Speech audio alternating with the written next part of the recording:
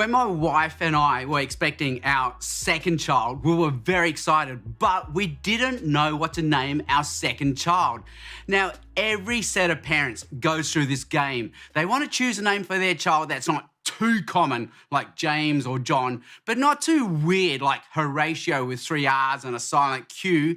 They want a name that's just right, that says, our child is special, unique, and look at how hip and trendy the parents are. So when our child was born, we named him Cooper. We thought, yeah, Cooper, look at us.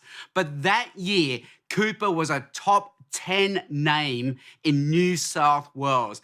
Everyone else was naming their child Cooper. We thought we were being individuals, but we were sheep. In the Monty Python movie, Life of Brian, Brian tries to tell the crowd, you're all individuals, but en masse, they all call back, we're all individuals. We think we're individuals, but really we're just sheep doing what everyone around us is doing. We're way more influenced than we think we are. Well, welcome to The Edge. And our topic at this edge is influences.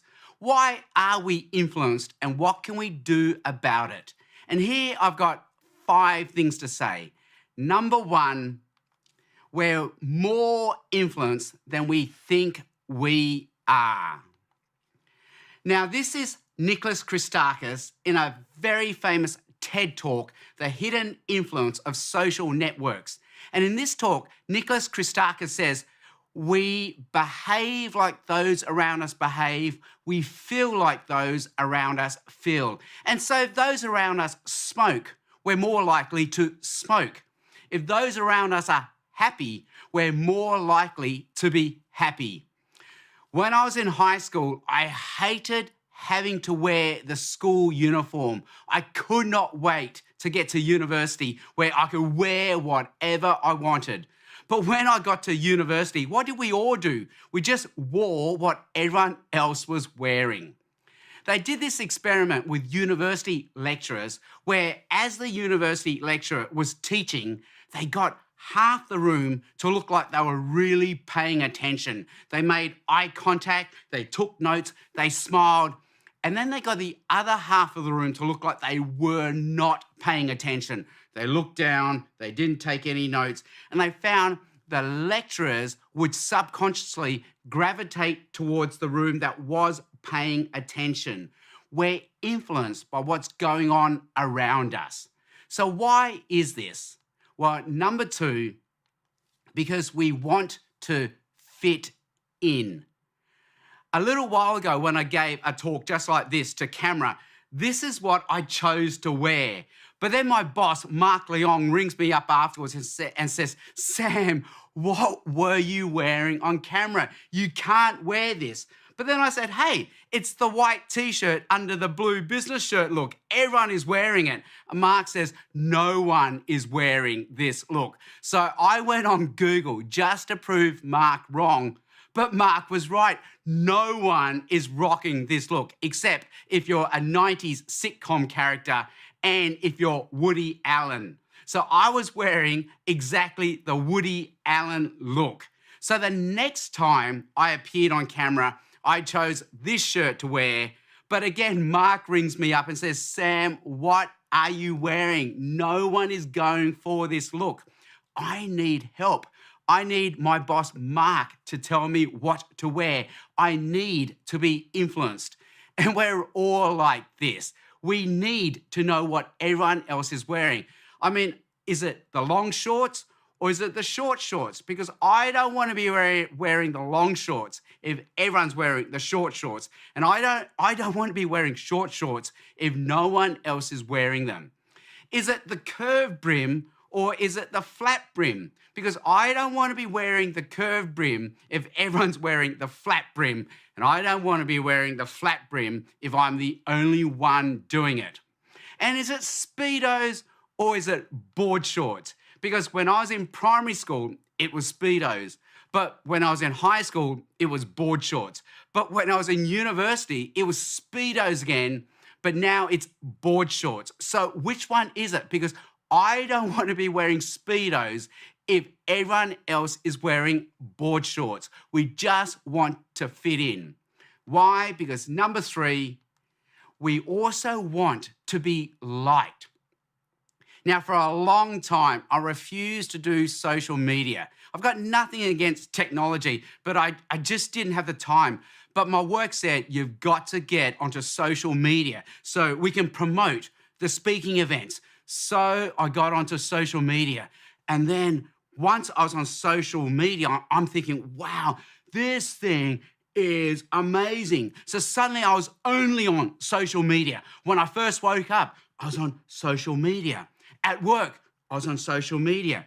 On the way home, I was on social media. And as I'm in bed, falling asleep, the last thing I'm doing at night is I'm on social media. Oh, my wife hated it. She says, you're always on social media. We're never connected anymore. So I signed my wife up for a social media account and now we're connected.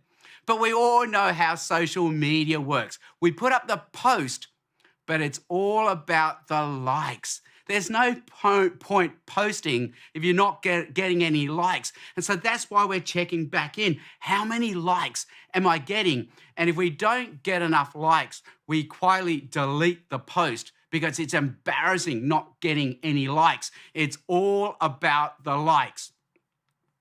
This is Wilt Chamberlain, probably the greatest basketball player of all time in the NBA. Wilt Chamberlain used to average 50 points a game. There's also a game where he scored over 100 points, but Wilt Chamberlain had a weakness. He could not do the free throws. Wilt Chamberlain used to average 40% for his free throws. So one day he tried out a new technique, and it's this. It's called the underhand technique. And with the underhand technique, he improved his free throw percentage from 40% to 60%. But just after a few games, Wilt Chamberlain stopped doing the underhand technique and he went back to his old technique where he dropped back down to 40%. Why would you do that?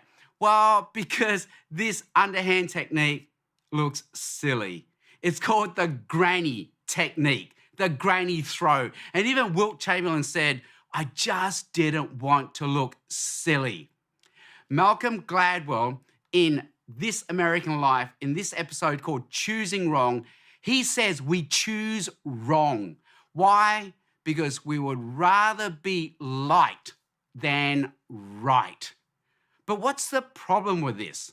Well, number 4, this can lead to more insecurity. See, as a dad, this is my dilemma. Do I wear the dad jeans, which are comfortable, but now everyone's going to laugh at me, but I can't wear the skinny jeans because that's just wrong? Do I listen to rock and roll, but that's old music? But if I listen to Triple J's Hottest 100, well, now it looks like I'm trying too hard. If I use Facebook, well, that's for boomers. But if I use TikTok, well, that's just creepy. See, I want to be liked. I want to belong, but by trying to be liked, by trying to belong, it looks like I'm trying too hard. And even if I try, I can never try enough. This is Madonna. She is liked. She does have belonging, but even Madonna doesn't feel like she's done enough. This is Madonna. I feel I'm still mediocre and uninteresting. I still have to prove that I am somebody. My struggle has never ended, and I guess it never will. So here's our problem. We want to be liked. We want to have belonging, but by trying, it looks like we're trying too hard. And even if we do try, we can never try enough. So what can we do about this? Well, number 5, here in my Christian tradition, I have this option. I can choose Jesus as my influencer. But why would I want to choose Jesus as my influencer? I don't get rugby league. I just don't get NRL. No matter how much I try, I can't get into it because I can't choose a side. It just seems so arbitrary, like red versus blue. Like, who cares? And they invent names for the teams like dragons versus bulldogs. It's so arbitrary. It's so contrived. It's just a social construct. It's an invented game. It really doesn't matter. But in the Ukraine war, we do choose a side, and it does matter. We have Vladimir Zelensky versus Vladimir Putin. We have blue and yellow versus red, white, and blue. And here we choose the humble servant over the bully, powerful leader. We choose the weak over the strong. We choose the oppressed over the oppressor. But why do we choose these values and not these values? This feels just as arbitrary, just as contrived as a rugby league game. Where is our external reference point for these values? And if all we have is Mother Nature, and Mother Nature has the survival of the fittest, if all we have is Mother Nature, we should choose the strong over the weak, the oppressor over the oppressed, but we don't. Why? Where do we look for our external reference point? Well, as a Christian, I can choose Jesus. Now, every year when I give a talk on Jesus, I try to go through the internet to try to find a picture of what Jesus would look like if he was around today. So this year I'm going for this picture, and I know it's not Jesus, but hey, if Jesus was around today, he would not be Anglo, and the Bible says he was very countercultural, and the Bible says he did like to do his eating and drinking, and he liked to eat and drink with the weak, the poor, the marginalized. See, in Jesus, I have my external reference point for why I choose love over hate, mercy over power, and I choose the weak, the poor, the marginalized, and the oppressed over the oppressor. This is Glen Scrivener, and this is his book, The Air We Breathe. And in this book, subtitled How We All Came to Believe in Freedom, Kindness, Progress, and Equality, Glen Scrivener argues that we choose these values of freedom, kindness, progress, and equality because we get them from Jesus more than any other person in history. See, in Jesus, I have the external reference point for choosing the values I want to influence me. But it's more than that, because Jesus gives me the power to be influenced by Jesus. Because in Jesus, I have all the love and belonging I'm looking for. So I don't have to go looking in all the wrong places. I already have the love and belonging I'm looking for. But it's more than this, because Jesus also infuses me with his Spirit so that I can be filled by Jesus, empowered by Jesus, fulfilled by Jesus. So do you remember our original question? It was this: why are we so influenced? And here we found we're way more influenced than we dare imagine.